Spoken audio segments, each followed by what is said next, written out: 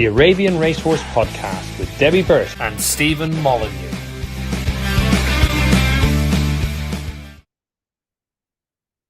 Hi, and welcome to another edition of the Arabian Racing Podcast. I'm joined by Stephen Molyneux from Dubai. Hi, Stephen. Hi, Debbie. How are you?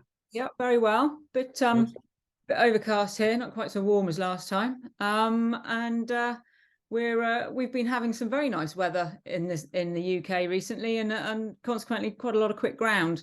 I think we were all expecting quick ground at Bath for our opening race of the season, and that's what we got. So it was quite a interesting looking race on paper, and it turned out to be quite an easy win for Upstart Crow.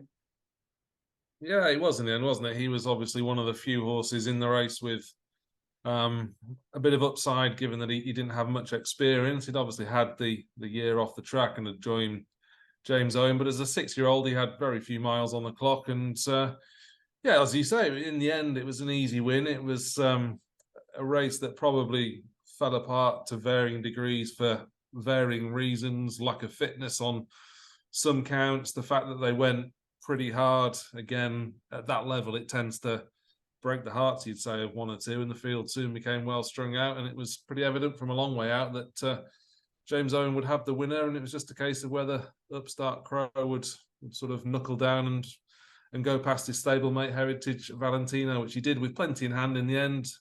He won by 6 lengths. He's gone up £9 to 61, which will keep him in this grade next time. I think there's another 0 to 60 coming up, or a 0 to 65 as a possible option as well. So it gives the horse another chance at this sort of level. And I suppose the only question mark will be whether, or how much does he go forward from this, given that he was clearly very ready for this performance first time out. And also to note, actually, it was a debut win for the jockey Miss Tegan Paget. She'd had a few rides for Milton Harris, but this was her first ride under Arrow rules. She obviously had a great time, and also a first win for the owners, Mrs. Linda Reeves. Her daughter, Lissy, looks after the horse at James Owen's and rides it most mornings, bred by some other owners who will be looking at in our forthcoming race, Doncaster, which was John Elliott and Teresa Kinsey. So it's a good race for our domestic and debut competitors, I think, for that win. Yeah, and it was a good polished ride as well. I always quite like seeing them a little bit off the rail at Bath, challenging not necessarily down the centre, but a few horse widths off the rail. So she did well in that respect. And yeah, the new connections have got a horse that's starting at the right end of the handicap for the way the programme is written, certainly in the early part of the season. So hopefully a bit of success, and they can maybe look at having 1 or 2 more horses in the future. Yeah, the owner actually has been doing endurance riding for 40 years, and this is her first experience of Arabian racing. Apparently she went a couple of times last year. But this is her first ever racehorse. So to have your first racehorse win first time ups, obviously going to let her think favourably on the sport, one would hope. Hopefully, yeah. And something's clearly working in the marketing department as well. And if she's, if they've been encouraged to have a horse on the back of what they've seen, and that's the hope of, as we mentioned last week, of the ARO joining up with ARC, isn't it? That there's more publicity, more marketing. It was on the TV. Not easy to gain these TV slots, particularly when it's the last race on a card, and there's always that overlap during the summer between afternoon and evening racing. But what we do know with Sky Sports Racing is they don't have as many tracks as Racing UK, and that can hopefully mean we do see plenty of coverage of the Arabians. Well, let's hope that's correct moving forward. It certainly seems to be the case. Going back to the Bath race, great ride from Kieran O'Neill on ARH Valentino. That horse is clearly probably going to have some more fun for its owners throughout the summer. Yeah, it was a horse we probably identified as likely to go well fresh. Looking back at his record last year, he did take a couple of starts to get going, but once he found his level, he was pretty solid, with a victory off a mark of 45 at Wolverhampton as well. So yeah, reasonably reliable in this sort of grade, and he did string his good efforts together last season. So again, he'll be another one for the mile race next time, dropping back a couple of furlongs in trip. Probably shouldn't be an issue. based on how well he went from the front or near the front last week. And Zakada Zayn stayed on from behind. Obviously a little bit more improvement from last year there. Yeah, she was beaten a long way in the end, never really threatened, but it's certainly a placing to back up or to sort of supplement the placing that she achieved at Wolverhampton last time. Form figures can maybe be a little bit deceiving, but she's certainly at the right end of the handicap. And again, probably over this sort of trip or a bit further, might make her mark. Not in the next race, but there's a 0 to 65 over a mile and a quarter. I think that race is at Brighton. So the things just happened a bit too quickly for her, but you'd imagine she'll hopefully have a bit more improvement in her, as will one or two others. Kayak just paid the price for trying to go with Heritage Valentino. I think that one, being a 9-year-old, will improve fitness-wise back in fourth. And Mayfair, I think you pointed out to me, she's not the biggest. Perhaps could have finished third had she not met a bit of trouble on the rail late in the day. But yeah, probably, as we pointed out, not the ideal sort of horse to be carrying 10 stone 4 minus her rider's claim. And could probably do with, she's fallen a couple of pounds in the handicap, maybe could do with a little bit more or a lower weight in a better grade of race maybe, but certainly not all was lost with her either. No. And then moving down the field, we had another solid performance from Algebra here. He clearly needed the run this time. Yeah, probably mentally more than anything, being a 4-year-old. He was 14-year-old, beg your pardon. He was probably one of the first ridden. It just looked all a bit rusty for him, really, didn't it? Just to sort of blow away the cobwebs, get the old legs moving.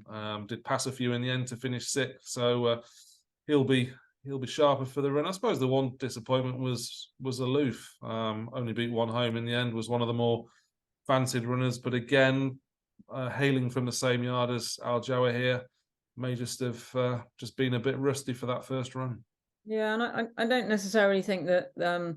I mean, Rob Hornby actually turned out to be the 4th choice jockey booking for that particular horse. I don't necessarily think he's probably well suited to Arabian. She's very well named, and I think she possibly didn't enjoy the ride that she was given and might have spat the dummy a little bit. I don't know. It's when they're that far out the back at Bath, it's quite hard to keep tabs with the camera on them. But a bit disappointed with Al Hattab and Belle Angelique. I thought they looked fit in the paddock. Al Hattab certainly looked a lot fitter than his debut run last year. I did wonder, we were saying just before we started, Pete's moved yards and has a new gallop, and he's gone from onto a carpet gallop surface, and sometimes that can be a bit deceptive for trainers, particularly if you've never used one before. So it'll certainly, looking ahead to our race coming up where he's got 2 more runners in that who are older, more experienced horses, it'll be interesting to see how they run and whether it may have been something to do with the gallop or whether those two just weren't quite as fit as perhaps they looked. Yeah, probably in the case of Belle Angelique, she at least showed prominence. She was up there before she potentially needed the run. I thought with Al Hattab, maybe more a case of just the early strongish pace, just catching out an inexperienced horse. Maybe just a combination of everything, really. Just found him out in the end. So maybe a steadier pace over perhaps a longer trip would ultimately suit that one. But the experience isn't going to be lost on him, and you'd certainly hope both horses will improve going forward. Yeah, you'd like to think so, certainly. And they both look like that they would leave last year's form behind towards the end of last season. I mean, there was a good run on her final start from Belle Angelique. She certainly runs better with the visors on. And Al Hattab still very unexposed even now with just 4 runs under his belt. Yeah, they both got a bit of upside going forward. Certainly worth persevering with. Belle Angelique didn't always have things go away last year. She was pulled up on one occasion, and with Al Hattab, he's off a low mark, so it's a good starting base, and there will be plenty of chances for him going forward. So yeah, I wouldn't give up on him. And now we look ahead to our next race at Doncaster on Saturday. Again, as before, we're doing this at the 72-hour declaration stage. So we're missing a couple of jockeys, and it could be that there are jockey changes from what we discussed this morning. We start off with the top 2, which are from Pete Hammersley, Zayn Anchor Centurion and Abir Athbar. Both have been group placed. Zayn Centurion twice Group 3 placed at this trip, but on slightly easier ground. And although he's run on firm and good to firm and has been placed on that, it's he's certainly one who'd appreciate a little bit of rain if it came. Yeah, he's a 10-year-old now as well, so you imagine that would help him on the joints. I mean, back class, he's obviously going to be hard to beat. He was rated 107 in his prime. I don't suppose he's ever really been the easiest horse to weigh up, because he's not actually run in handicaps all too often. He had one go last year at Lingfield where he finished second in a 3-runner race, and then he went and finished third, not beaten too far in a Group 3 at Haydock. Again, quite probably excelling himself. So he certainly contested those better races, probably earned plenty of prize money along the way, but yeah, never the easiest to assess. But he does go with plenty of zest when on song. He's obviously got an experienced edge over all of these. It's just, what level do you think he's at? He's also conceding a bit of weight, given that he's the only colt or gelding in the race up against 7 fillies or mares. I think he's got to concede upwards of 4 pounds, and with the 3-year-olds being in there as well, it's the best part of 2 stone to some of them. So that's not necessarily going to be easy if we do think 1 or 2 from this yard may just need the run. But it's a good opportunity for him. But it's a case of whether 1 or 2 of the newcomers are potentially above average. And we've also got from the same yard a Bia Athbar. It looks like the perfect stays dry. I mean, she's always been a horse that appreciates a real fast surface, as we saw when she put up a career at Goodwood a couple of years ago in 2020, when she was beaten a short head into 5th in the race the Group 1 won by Ebraz. So she's got the perfect trip for her over a mile on quick ground. It could be her race to lose, but as we've already discussed, she'll be giving weight away. Yeah, she will. Again, similar to Zayn Centurion, is that she's not easy to assess because of some of the races that she contests. And actually, the last twice she's running a handicap off a mark of 95 and 89. She's been well beaten, which suggests that 100 might just flatter her slightly. But again, she wasn't beaten too far in a Group 3 last time, so the ratings had to go up as a result. She probably, I mean, ordinarily a novice of this type, which is effectively outside of those top 2, it's a maiden. Obviously, Lou Jane's a winner as well, but you see, when it's effectively a novice event with horses that have not got too much experience, and you'd expect something in the mid-80s to, as a rating wise, to be good enough to win this. So you'd have to hope that the Bia Athbar is well capable of producing such a performance, particularly under conditions that should suit. A mile, firm ground. She likes to get on with things. She'll expose the lack of experience in 1 or 2 of the others. So reasonably solid in that respect. 2020 was the last time she got a head in front. She's obviously a year older. There are definitely 1 or 2 question marks, but if she can sort of show anything near her best form, then the rest have got a fairly high standard to try and crack.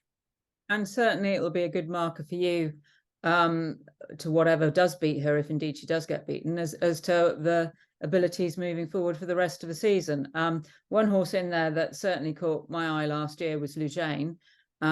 She's both her runs on turf were on good to firm, so presuming it stays dry, she'll be well at home at Doncaster. She's a lovely, attractive, long striding filly. I mean, the course certainly will suit her, as will the trip, because she's already proven over it. Yeah, she's already a winner over a mile last time at Windsor. Obviously beat Alma Buba, who went on and did very well in the UAE subsequently. I suppose you could point to the form in behind, as the likes of Mayfair and Zakaida Zayn. There's not been too solid, but they were beaten over a dozen lengths. So her rating might be on the low side based on what she did in that particular race. She's only had 3 starts, and one of 2 or 3 in this race that keep the sort of the Shadwell influence on the British Arabian racing going, given that she's a Shadwell bred. She's certainly open to plenty of improvement, and I wouldn't be at all surprised if she's rated higher, and if not significantly higher than 75 come the end of this season. Yeah, and going on to her breeding, she's by Mahab, who, as we know, has produced some really exceptional horses, primarily, obviously, for Sheikh Mansour, who you'll be particularly familiar with. But she's certainly got a lot of things in her favour in terms of pedigree as well as her performance. And she's one I'm certainly looking forward to seeing out. And, of course, she's owned by John and Teresa. So having watched a horse that they bred win last week, maybe this is their turn to get themselves in the winner's enclosure. Yeah, hopefully. Would I be right in saying that John Elliott sells quite a few of his? So the fact that he's kept hold of this one, or have I got that wrong? Yeah. Yeah. But they certainly have had offers for it over the winter. I do know that much. And you are quite right. The fact that they've held on to it would be a positive sign. Mm-hmm. Yeah, she can certainly improve again this season. And even her other two runs were behind good Athbar horses, so you wouldn't just judge her on the Windsor run, but yeah, plenty in her favour for a good second season. And then moving on now to one of the Athbar horses, although not bred by them, Thakira Al Shahania. She's sporting first-time cheek pieces, having been beaten 9 lengths on her debut in Belgium earlier this year. I mean, she was beaten by Sultana, who is a horse that Phil knows plenty about, who he originally broke in when she was still in the Shadwell colours. And then, of course, she was bought by Athbar Stud, who then sent her off to, she went to the Middle East and ended up in France with Elizabeth Bernard. So she was third in the, the Jumonts, the 4-year-old race on the Saturday of Art Weekend. So that's a good performance to be third in a Group 1 of that quality. So that 9 lengths beating isn't quite as perhaps severe as it should be for a horse making their debut, having already made their debut abroad by travelling there. Yeah, it was effectively a Group 3 race, wasn't it? Group 2 maybe even. Was it Eclair Athbar was in second as well? So there were 2 horses rated well in the hundreds, as you say, beaten a fair way in the end, but it was a performance, I think, that suggested she was very green. As you say, she's got the headgear on now, the cheek pieces to try and sharpen her up. I also think the trip was sharp enough for her, which could be a concern for the Doncaster race. I think in time she's probably going to need further than the mile. So again, the headgear will just help sharpen her up in that respect. But all in all, if you wanted to put a rating on the performance, she was a 3-year-old in receipt of plenty of weight. So she comes out sort of mid-70s, really, which is pretty much on a par with Le Jane, and obviously in receipt of a bit of weight off the top 2 as well. So I don't think she'll necessarily need to improve a massive amount on that run to feature. So she's definitely another very interesting layer into the race. Yeah, and like you, my one concern is the trip's going to be on the, it's going to be plenty sharp enough for her. But she'll be the first UK runner for Al Mortazez, and so that's of interest for followers of pedigrees. And at the moment, globally for this year, Al Mortazez has got a nigh on 20% strike rate, winners to runners. So that makes her interesting again in itself. She's from a family, from a Almori Rennie Kosh's family. So there's a depth on both sides of the pedigree there. Yeah, she's definitely got plenty going for her. I've personally not seen too much of the Al Mortazez influence. I think mainly kept for Qatar and France at the moment, and obviously still fairly young into his stallion career. But it's not hard to imagine that he's going to be a great success. And this one, Thakira Al Shahania, could well be another winner for him at Doncaster this weekend. Yeah, and if we'll just skip James's Delicatesse and we'll do his 2 together, and we'll move on to Jamil Arti, who's Phil's other runner. She was quite nicely bought by Athbar, again out of the Shadwell dispersal. She cost €52,000 as a 2-year-old. She's by Munges, another stallion, the other super stallion from Wathbar, along with Mahab. Many of whom do great at a mile and often perform well early on. It's a family that Phil knows very well because her dam, Jamail, he trained to win the the Premier Handicap at Dubai Day over a mile, and then went on to win the French Arabian Breeders' Challenge Sprint, which is 7 furlongs in Toulouse. So lots to like on pedigree, plenty of information for Phil to go on family-wise. So again, if she's straight enough, she could be quite interesting. Yeah, I think you've just mentioned the Premier Handicap that haunted me, because she won by about 12 lengths, I think, that day. And somehow the handicapper managed to survive that. I think she went up £20 on the back of winning that, but was clearly very useful.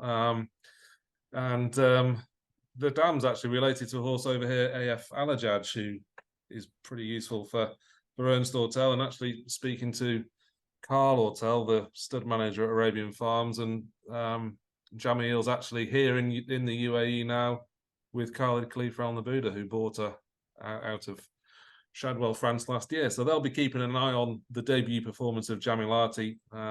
So yeah, plenty to like on pedigree. And go back 4 or 5 years, if this one had been carrying His Highness Sheikh Hamdan colours, then would automatically have been favourite, you'd imagine, for a race of this nature. More than likely, yes. I caught up with Phil last week to just discuss with him the chances of his 3 at that point likely runners in this race. We'll just hear from Phil now. Yeah, so likely runners I've got for Doncaster are Thakira Al Shahania, who's a 4-year-old filly that's had 1 run in Belgium and Mons in January. She was quite a backward 3-year-old, so she didn't race at 3, and she came together late on, sort of as a late 3-year-old. She was progressing greatly, so we gave her a run right at the beginning of the year. She ran a nice race over there in a hot contest, finished 5th. So I'd like to think, she'll still improve again. I think from this run, only a 2nd start, but I'm looking forward to seeing her on the turf as well. Then we've also got Lujane. She's a likely runner for Doncaster. Obviously, we know what she did last year, and we're hoping that she's strengthened up and matured into a 4-year-old year. And then it looks like I'll run a 3-year-old maiden Jamilati. So I think she was the highest priced filly from the Shadwell sale, and I know the family well, being out of Jamil. She is first daughter and first foal, I think, so from a very good mare by Munges, and no, she's progressed nicely to be at this stage to make a start, early on. So, and we'll just conclude this race then with the 2 James Owen runners. He's clearly got his stable in great form, both with the thoroughbreds. He had another thoroughbred winner over under rules again this week, and obviously we've already talked about Upstart Crow. We know that he can get one ready, but we've got 2 3-year-old fillies here. Delicatesse, she's a first foal again. I think she might be a little bit on the small side. Victoria, though, she's the half sister to Mayfair, who we were discussing in the previous race. She's a daughter of RB Byrne, a horse that obviously well from the UAE, and as far as I can work out, she's the first known European runner for that stallion, whose first crop of 3-year-olds. Yeah, he was obviously a very good horse in the UAE, RB Byrne. I think the dam side obviously points to Victoria probably being more of a longer-term project if Mayfair's to get anything to go by already. So maybe Delicatesse is the first string, another sort of Middle Eastern element to this horse as well, being out of Delicious, however you pronounce it.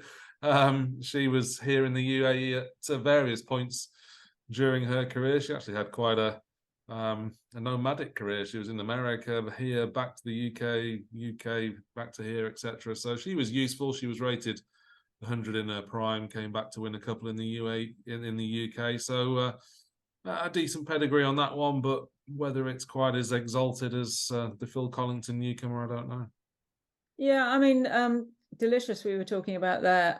She'd won 2 Grade 2 races in America at 7 furlongs and just over a mile. So clearly in her immediate youth, she was pretty smart. And I think possibly, as you were alluding to there, the travel to and fro possibly may have taken the edge off the ability that she had. And certainly she ended up winning sort of mid-range handicaps for James when she finally ended back in the UK I'm always inclined to really with the debutants at 3, you really want to have a look at them in the paddock and just not only see what condition they're in, but how well they're taking proceedings.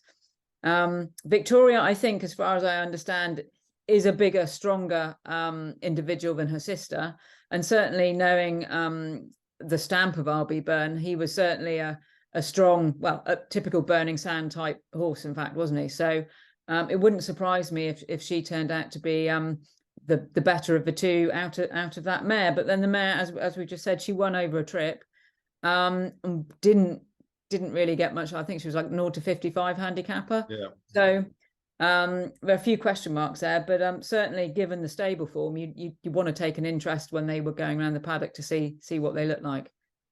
Yeah, exactly. You'd almost, James Owen certainly knows how to get them ready. I mean, with Arabians, with 3-year-olds taking on their elders, I mean, they're effectively 2-year-old thoroughbreds. You'd never even consider at this time of year a 2-year-old thoroughbred, would you, running against their elders? I suppose it is a little bit different with the Arabians, but they are still younger, less mature physically and mentally. So it's not going to be easy. They receive the weight for a reason. The 3-year-olds get a stone 14 pounds in this race, so it is quite a weight relief that they get. But it's also going to be quite an experience. Doncaster, wide open spaces. You'd imagine by the time we get to 12 minutes past 6, I think the race is due off on a Saturday afternoon. The Yorkshire locals might be a little bit 2 sheets to the wind, so it's going to be a fair old learning curve for those younger horses.